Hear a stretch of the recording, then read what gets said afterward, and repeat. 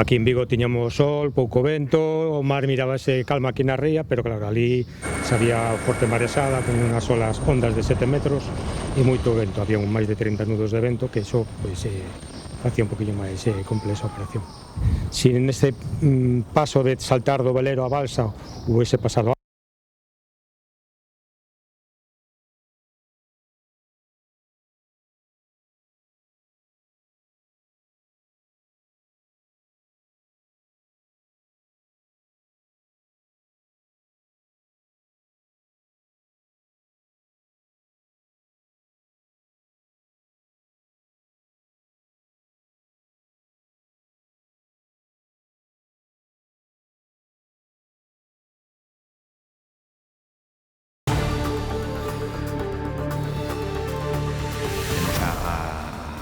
satisfactoria noticia de que xa está na cadea en España.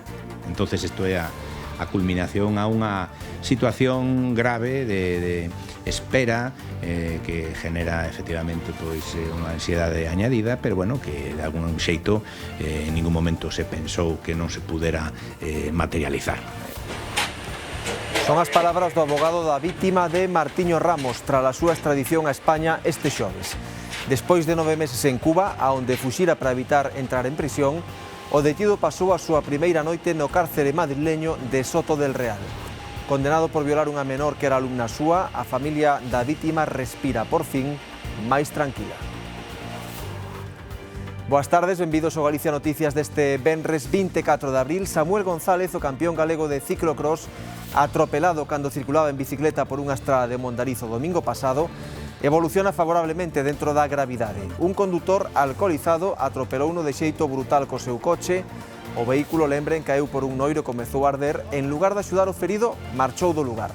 Pois ben, hoxe falaremos cun dos gardas forestais que acudiron rapidamente a socorrer a vítima, poñendo o ciclista a salvo das lapas. O rapaz estaba pegado ao coche, claro. O coche iniciou, estaba todo ardendo, os toupidos das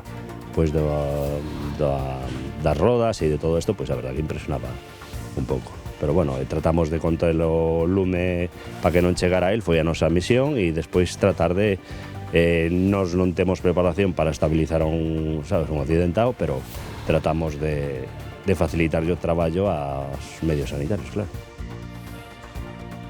Aquí en Vigo tiñamos sol, pouco vento, o mar mirábase calma aquí na ría, pero claro, ali sabía forte maresada, con unhas olas ondas de 7 metros e moito vento, había máis de 30 nudos de vento, que iso pois, facía un poquinho máis complexa a operación. Si neste paso de saltar do velero á balsa houvese pasado algo, algún tripulante cae ao mar, a situación houvese cambiado completamente. Unha ola e o vento pois, fixo volcar a embarcación. E quedeme na agua, e o último en salir, quedeme na agua esperando a que me recollera a tripulación. Entrenamos moito este tipo de situacións e ao final sobrounos incluso un pouquiño de tempo.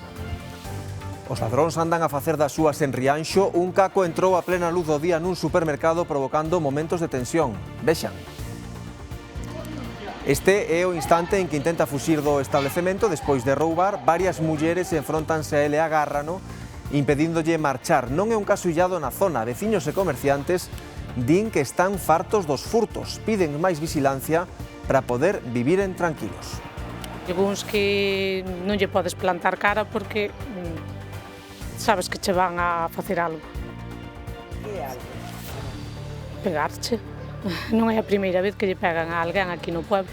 Ayer á tarde ainda lle foron romper a porta dunha casa na calle de arriba a unha señora que vive sola. Iso é unha pena, que andemos cheos de medo por a calle. E atención á seguinte historia. Unha parella dunha aldea de Quiroga asegura que alguén leva anos entrándolles na casa, que non saben quen é, e que lles fai falcatruadas de todo tipo. Aí teñen un anticipo. Dasí que estaban os chourizos xa feitos, os que marchamos para Monforte, por entraron aquí ao Locón, aquí, levaron os chourizos e trouxeron uns chourizos que non valían para nada. Os salchichós, levaronnos todo. Os lacós, trouxeron uns lacós pequeniños que non valían para nada. Uns xamós, dun bicharaco de 220 kilos, son uns xamós grandísimos. e trouxenos unha atrapallada. Estropeiamos a roupa, os calçadilhos do Raimundo, a roupa de Sali que está toda... Mira, isto está como um saco, porque não sei o que é que ele faz. Os calcetines, que roubaram-me 3 pares de calcetines por um paquete costinado, que era do Raimundo.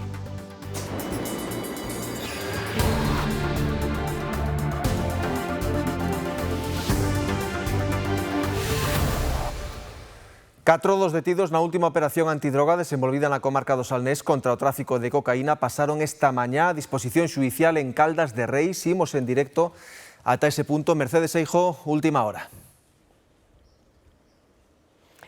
Sí, bos días, Raúl. Pois sí, durante esta mañá foron 4 os detidos que pasaron a disposición xudicial aquí nestes xulgados de Caldas de Reis. 2 deles vimos como saían en liberdade, outro detido escoltado pola Garda Civil e o cuarto continúa dentro declarando ante o xuiz. Estas comparecencias están dentro dun gran importante operativo contra o narcotráfico que aquí desde a comarca do Salnés distribuía droga a outras partes de Galicia e tamén de España. Foron en total 11 detidos e máis de 10 rexistros en zonas como a Illa, Vilanova, Vilagarcía de Arousa, tamén aquí en Caldas, en Vigo e fora de Galicia tamén en Bilbao.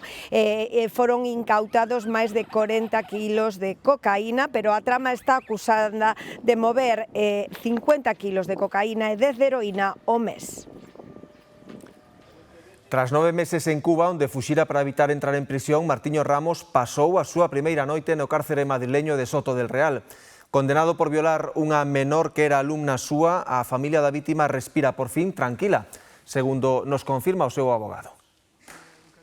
Casi unha década transcorreu desde que a vítima comezara a sufrir os abusos de Martiño Ramos con só 12 anos de idade, ata que finalmente o violador entra en prisión. Polo medio, a denuncia, o xuízo, recursos, a condena e a fuxida a Cuba, que dilatou o sufrimento da vítima e da súa familia. É un punto de descarga emocional importante, porque aquí estamos nunha cuestión moi grave con moito contido emocional. E efectivamente que ingrese en prisión é unha alegría para o entorno da víctima e para a propia víctima, sin duda alguna.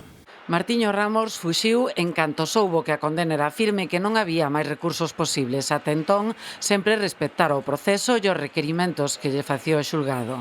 Os seus parientes están en Ourense, el reside en Ourense, el é activista político na capital desde hai tempo, el ten unha proxección social na cidade suficiente como para pensar que isto sexa o que se coñece como un arraigo, non? O que hai que poñer de manifesto que aínda nesas situacións totalmente ilóxicas o sistema ten resortes suficientes como para facer cumplir coa legalidade vixente e traer a este ciudadano, en este caso de Cuba, non? Aínda que a decisión depende de institucións penitenciarias, o abogado da vítima calcula que tardarán meses en trasladalo a outro cárcere.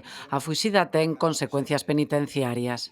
Supoño que desde o punto de vista penitenciario estará ali unha boa temporada e, bueno, logo xa dependerá pois de outros factores que están regulados na lei, a posibilidade de que se poda acercar ou non a Galiza, onde ten, bueno, o seu entorno, pero non o sei, non dependerá de min e efectivamente eso todo se va a ver con lupa. A ese nivel non vai a ter ningún tipo de beneficio por facer o que fixo. E a nivel de condena, a condena é firme e hai que cumplila. 13 anos e medio de prisión é o condena que lle impuxeron, ademais de inhabilitalo, para seguir exercendo como mestre unha vez que quede libre.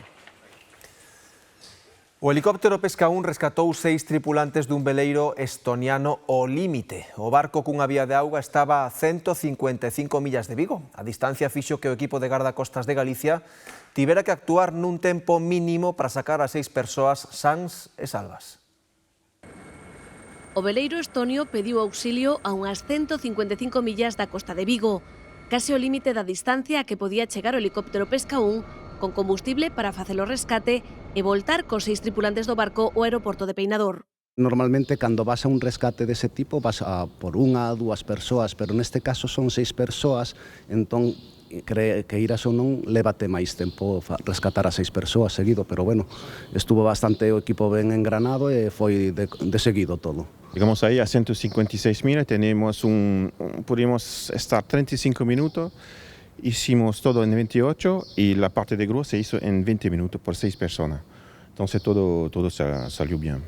Unha vez no lugar tiñan media hora para rescatar 6 persoas. Fixérono xa dende a balsa salvavidas. Neste caso era un velero con vía de agua, en coordinación con eles de camiño hacia a zona de rescate acordamos que saltaran a balsa e unha vez na balsa unha vocación ao uso. Este paso de saltar do velero á balsa hubiese pasado algo, algún tripulante caio ao mar, a situación hubiese cambiado completamente. Entonces nos estábamos ali para poder socorrerlo de forma inmediata, pero nada, saltaron todos perfectamente a balsa e os sacamos de un en un desde a propia balsa, que era un sitio moito máis seguro para facer o rescate. Había forte mareasada con unhas olas ondas de 7 metros e moito vento, había máis de 30 nudos de vento, que iso pois facía un poquinho máis complexa a operación. Entonces unha ola e o vento pois fixo volcar a embarcación. E quedeime na agua, era o último en salir, quedeime na agua esperando a que me recollera a tripulación, pero con moita seguridade, sí. Coincidiu de que o patrón do barco, o dono do barco de Patrón, tiña algo de experiencia en rescate no mar, e a verdade axudou bastante a que saíra toda a operación. A experiencia e profesionalidade dos 4 membros do helicóptero Pesca 1 permitiu que os 6 tripulantes do veleiro estonio que viñan de cruzar o Atlántico chegasen a Vigo sans e salvos. A actuación dos gardas forestais foi clave no accidente en que resultou ferido grave Samuel González, campeón galego de ciclocross, atropelado cando ía en bicicleta por unha estrada de Mondariz o domingo pasado. Eles foron os primeiros en chegar ao lugar do sinistro. Grazas a eles, as lapas do vehículo incendiado non alcanzaron a Samuel, que estaba tendido no chan moi preto do coche. Os primeiros minutos foron cruciais para salvar a Samuel do lume. O vehículo incendiouse logo de levarse por diante o ciclista e caer por un noiro.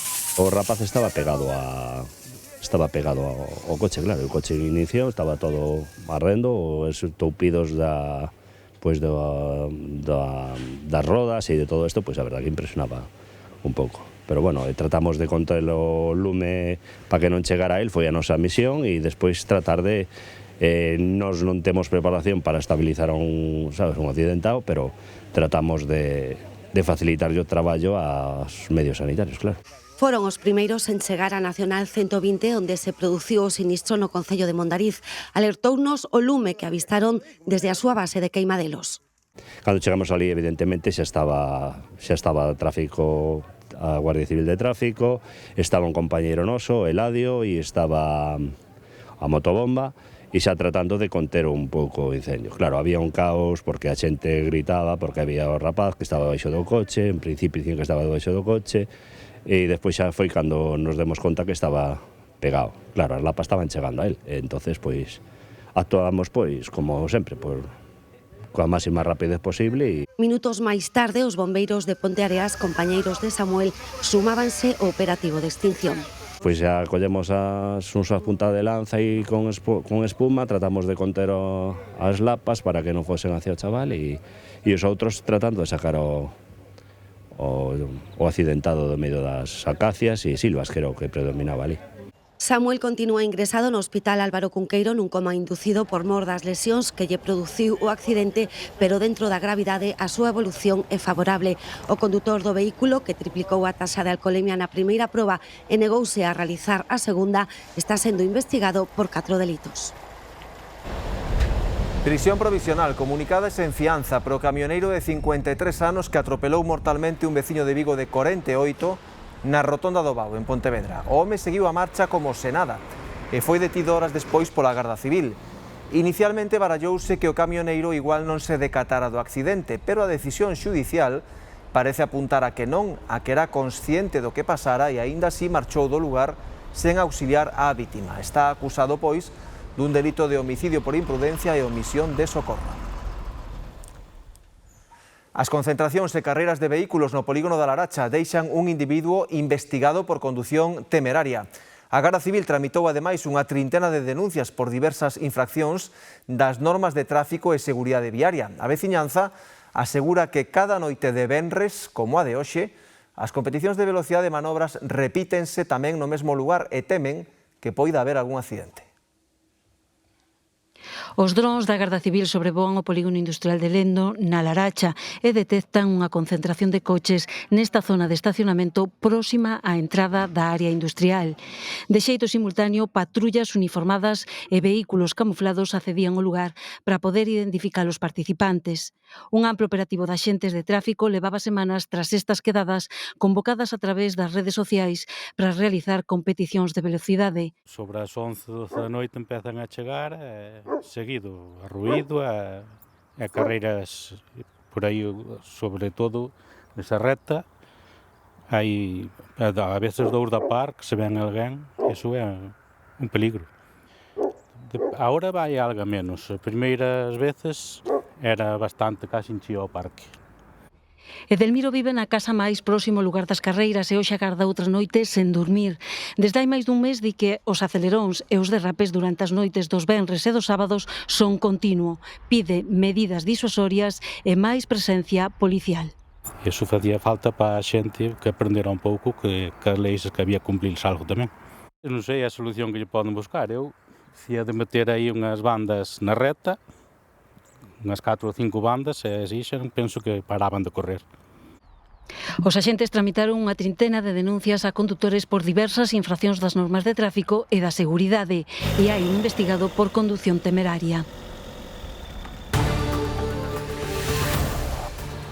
É o momento en que un ladrón entra a roubar nun súper de Sanxenxo, pero sae mal parado. Varias mulleres que están ali enfróntanse a él e agárranos sen permitirlle fuxir. Non é un caso illado. Veciños e comerciantes de Rianxo denuncian que os furtos son constantes. De seguida, vemos máis detalles aquí no Galicia Noticias. A Garda Civil dá por desartellado un grupo criminal relacionado presuntamente cunha vaga de roubos exprés na comarca de Ferrol. Os axentes detiveron os supostos autores de numerosos asaltos en bares e restaurantes de Ferrol, Narón e Fene. Actuaban en cuestión de minutos. Armados con mazas e martelos, rompían os cristais dos negocios e entraban levando a recadación fundamentalmente das máquinas comecartos. En moitos casos, o botín superou os 3.000 euros.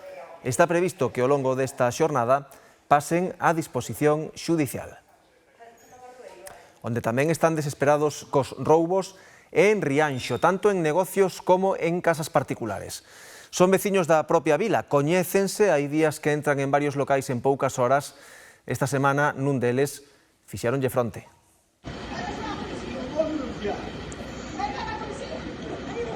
Foi por lá e saiu enganchado por 3 mulleres. Unha delas a dona da tenda, que leva pouco tempo aberta. Custoulle soltarse da carraxe das mulleres. A imaxe fíxose viral porque son das poucas que lle plantaron cara. Están que morden. Quen se enfrenta a eles? Eu non. Porque despois collenche por atrás. Non lle podes plantar cara porque non é a primeira vez que lle pegan a alguén aquí no pueblo. Este foi o Virutas, é un dos que ten atemorizada a vila ata o punto de que a xente custalle da la cara. Son xente que andan por aquí todos os días, entran xa dentro ao negocio e non conócenche, son xente daqui.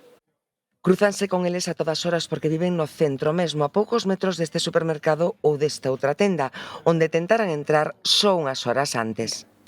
O polvo do falso techo a caer, os cristales empezan a caer así ao chan, porque está a dar ca tapa da alcantarilla. Ele está por aquí, está a lanzala desde ali.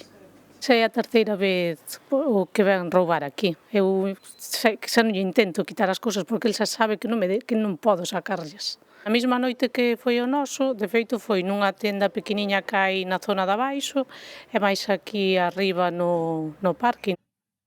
Negocios a eito e veciños que tampouco se libran. Lle foron romper a porta dunha casa na calle de arriba a unha señora que vive sola. Aquí teño medo de ir por a calle. Tal é o descaro que o que rouban nun sitio véndeno a quen lle lo compra por 4 pesos e a urxencia por conseguir carto fácil. Os dos conxelados teñen os queimados. Mire, teño pulpo, quere pulpo. Eu mirei, pero como xo conocín, mirei e dixinlle, pero este é pulpo congelado.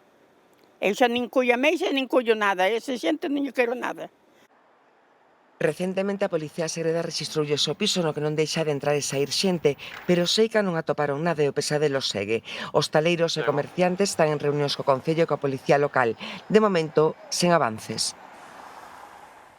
Na Coruña, o Concello incoa expediente sancionador a un pub do centro da cidade por superar os niveis de ruído. As denuncias por molestias por parte dos veciños da zona comezaron xa no 2022 e continuaron ao longo de 3 anos máis. En novembro de 2025, a Policía Local trasladouse a unha vivenda próxima ao pub e unha vez pechados o resto dos locais realizaron unha medición de ruídos, deixando un valor de 38 decibeles, 8 máis dos permitidos. Isto supón unha infracción moi grave. A multa proposta ao establecemento é de 15.000 euros. Compatibilizar o ocio nocturno co dereito ao descanso dos veciños en zonas de marcha non é doado. Nun dos concellos máis turísticos de Galicia, en Sanxenxo, queren facelo conectando sonómetros dos locais directamente coa Policía Local, Iria. Sí, así é, a partir de agora os locais nocturnos de Sanxenxo terán que conectar eses dispositivos, eses sonómetros que xa tiñan que ter por lei a unha plataforma digital que emite os datos en tempo directo á policía. A idea é que os axentes poden monitorizar en tempo real o ruído dos locais co fin de sancionar se é preciso e garantir o dereito ao descanso de uns e o da diversión doutros. Hai anos que por lei este local de copas do Porto Deportivo de Sanxenxo conta cuns dispositivos que rexistran e limitan o nivel de ruído. Mira, aquel apartiño que está ali é un micro que recolle o sonido ambiente e aparte a mesa de son vai directamente a un receptor, en donde aí o que manda é os decibelios que está tendo aquí dentro, non o que está fora, sino o que se está emitindo aquí dentro. A novidade é que agora os sonómetros terán liña directa coa policía, emitindo datos en tempo real dende os locais ata unha plataforma de control acústico. Pois antes tiña que ver unha empresa a facer unha medición, agora simplemente con mirar os gráficos sabemos o ruido que había en cada local, ou se os ruidos están acordes á hora. É dicir, se un local ten que cerrar ás 5 da mañán, ás 5:30 non pode ter ruido. Os hostaleiros de Sanxenxo teñen ata finais de mes para conectarse a esta especie de sonómetro municipal. Do contrario, podería haber peches. A licencia está suxeita a unha serie de requisitos. O que non os cumpra ten que ter claro que vai ter unha suspensión da licencia, non vai poder exercer actividade. E as sancións previstas na ordenanza son moi duras. É dicir, o ocio nocturno é unha pata máis que estamos para sumar, non para crear problemas. E o noso sentir é adaptarnos o que temos que adaptarnos. Ahora, eso sí, o horario que temos é moi pequeno. O Concello tamén anuncia que tomará medidas correctoras en caso de detectar zonas acústicamente saturadas. Veñense reiterando no tempo queixas por ruídos, últimamente moitas, e de cara ao verán queres establecer un mecanismo de control. A idea, din, é que divertirse, descansar e ter un negocio de copas próspero sexan actividades compatibles no concello máis turístico de Galicia. En Culleredo, veciños que viven nas inmediacións do aeroporto de Alvedro piden que se leven a cabo as obras de insonorización e cambio de fiestras das casas que aínda están pendentes, porque aseguran esa modificación é a diferenza entre vivir cos ruídos molestos das aeronaves dentro da casa ou non. Pues un ruido fatal. Me temblaban las ventanas y todo eso. A veces incluso me pilla dentro del portal y aún así dentro del portal es tremendo. Que me parece muy bien que tomen una solución. Piden solucións aos ruídos dos avións os que viven nas inmediacións do aeroporto de Alvedro, na Coruña, na zona de Culleredo. Hai dúas bandas sonoras, unha para os que teñen as ventás cambiadas e as vivendas insonorizadas e outra para os que non. Máis da mitade siguen sin insonorizar aínda das vivendas, entonces é normal que se queixen, claro. Cambias as ventanas, pero quedan os techos dos edificios que había que insonorizarlos tamén. Un momento solamente que pases. Ata finais de maio, Alvedro terá máis do dobre da actividade habitual porque asume parte do tráfico do aeroporto de Santiago. O aumento de avións será progresivo. Moitos veciños da contorna entenden que é o momento inmellorable, din, para que lles insonoricen as vivendas.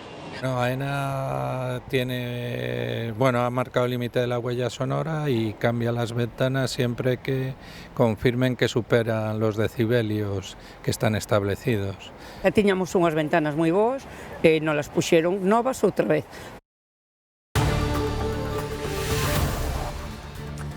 De seguida lles falar no Galicia Noticias da aparición de 4 ovellas mortas no leito dun afluente do río Sar, en Santiago. Os animais carecen de identificación e están despezados. Quintáronlle as partes comestibles. As autoridades indagan para dar cos responsables.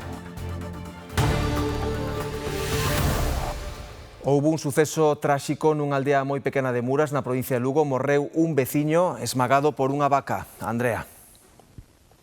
Sí, un tráxico suceso que acontecía onte pola tarde neste lugar de Carelle. A vítima, un home de entre 60 e 70 anos e veciño de Vilalba, no momento dos feitos estaba neste prado que teño ás miñas costas, coidando e alimentando o gando, cando unha vaca foi contra el, deulle un golpe e esmagouno contra o peche da leira. Foi precisamente a familia da vítima quen alertou os equipos de emerxencias que se desprazaron rapidamente ata aquí. Veu tamén un helicóptero medicalizado con base en Santiago, tamén axentes da Garda Civil, pero a pesar dos seus esforzos só puideron confirmar o seu falecemento. Falamos agora de accións que poden ser mesmo constitutivas de delito. A aparición de 4 ovellas mortas no leito dun afluente do río Sar en Santiago.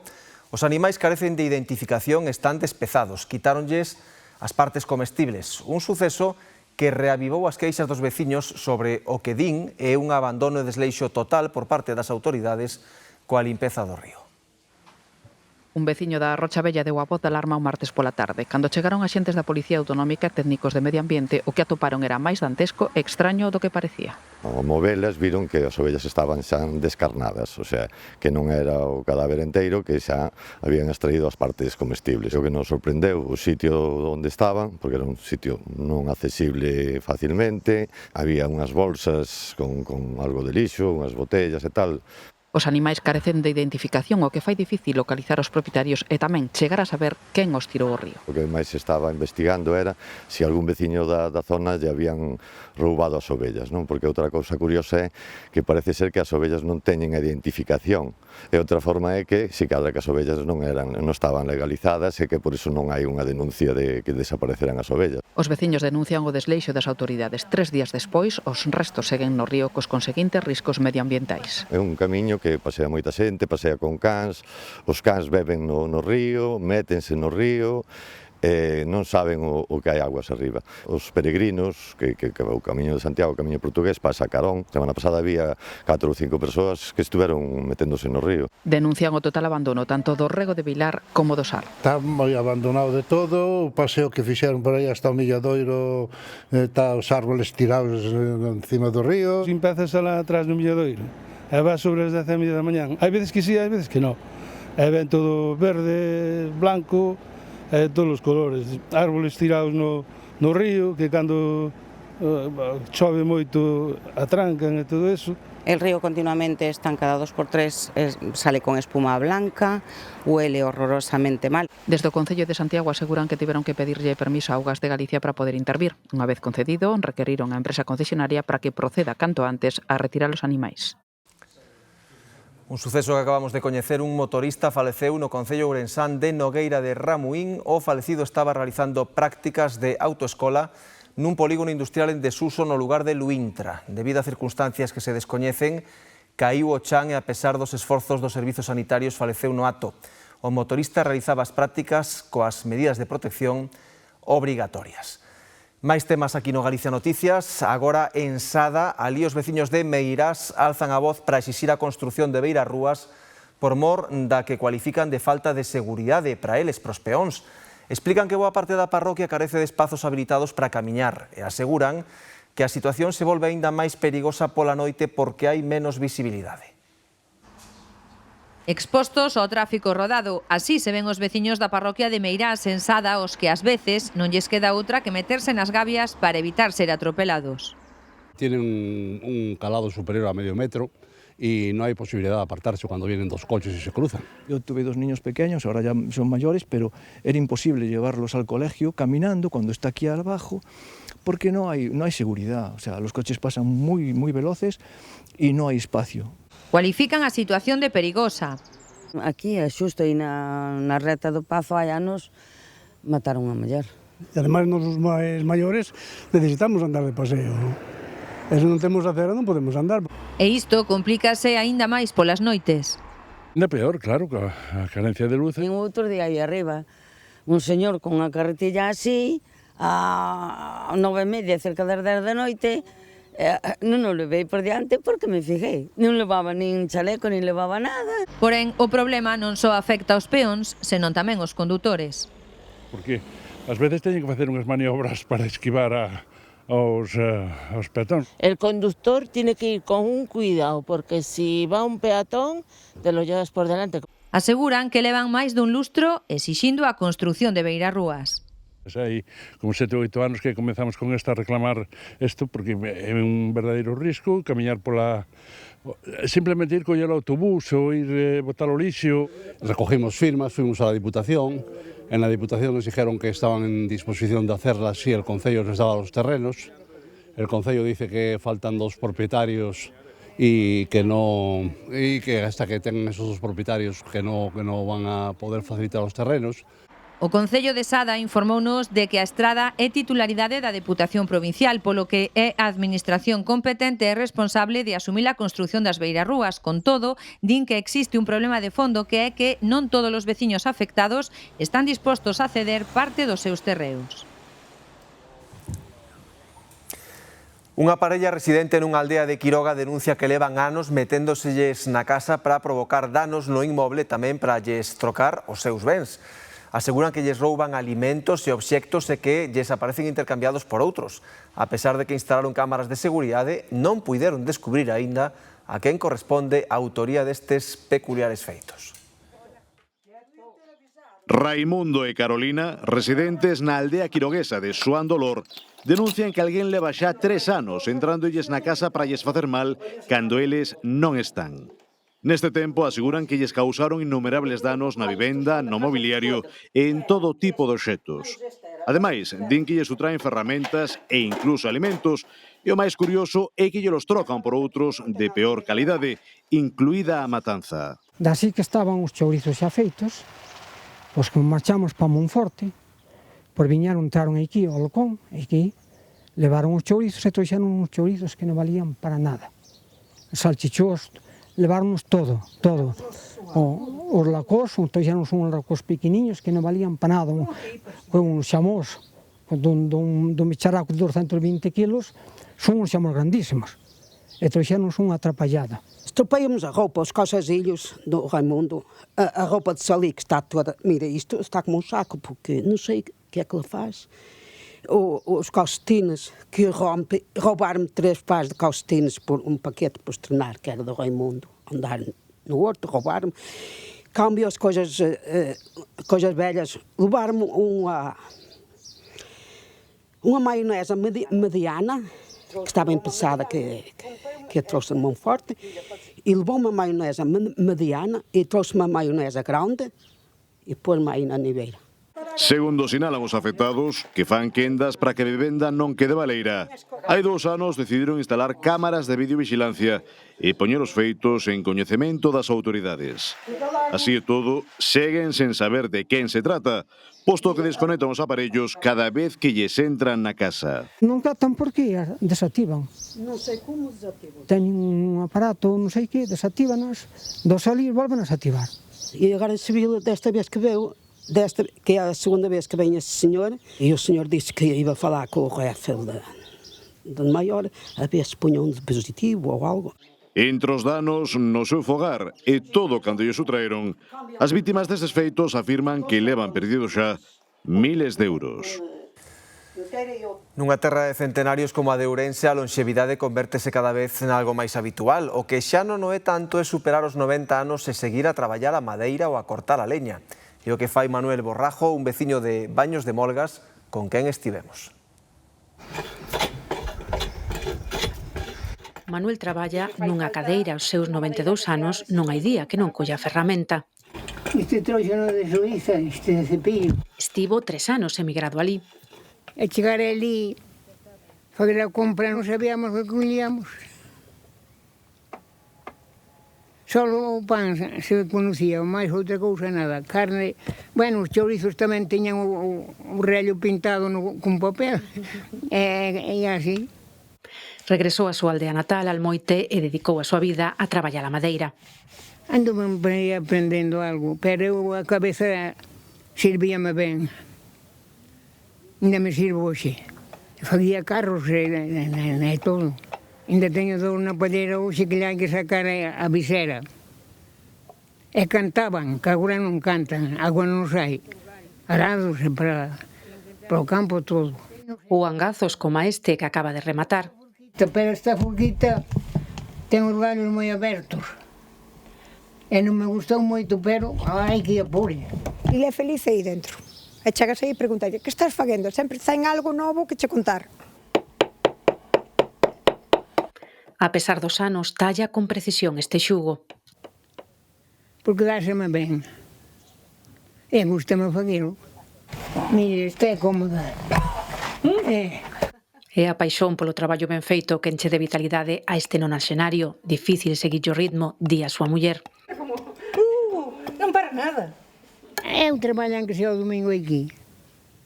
O cura non me di nada, que é meu amigo. Cando me penso, sento-me ao sol. A calidade de vida do rural, alimentarse co que cultivan e manterse activos son a base da lonxevidade. E unha prima morreu haberá uns meses de 100. 102. E traballou como bueno. Despídese de nós e xa ten entre as mans un novo anaco de madeira. Mentres o corpo aguante, di, non deixará de traballar. Con este exemplo de lonxevidade en plena forma rematamos. Quedan xa con Marta Darriba o Telexornal. Grazas pola súa compañía unha semana máis. Vémonos o luns ás 2:05.